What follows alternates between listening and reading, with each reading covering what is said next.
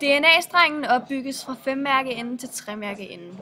Imellem de to DNA-strenge sidder baserne, der holder dem sammen. DNA-strengen varmes op til 94 grader. Derpå brydes hydrogenbindingerne, og der dannes 2 enkeltstrengede DNA-strenge.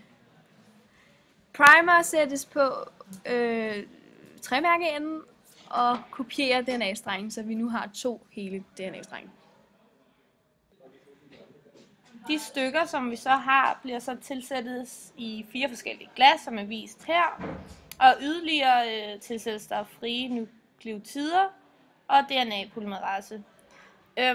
Og for eksempel på den her kan man se, at i glas E, der bliver der tilsat, jeg kan sige, det falske guanin, der hedder dideoxyguanin.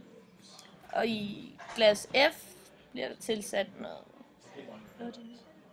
dideoxyadenin.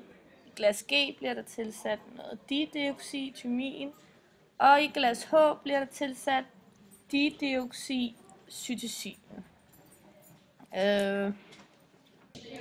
Som resultat har vi fået nogle forskellige længder DNA, som vi derefter kan se, hvad for en der er mindst, og hvad for en der er størst eller længst i en elektroforese.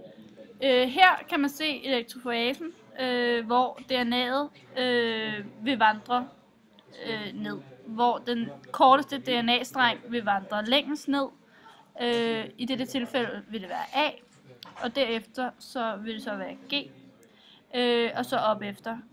Så kan man så se, hvordan DNA'et er kodet.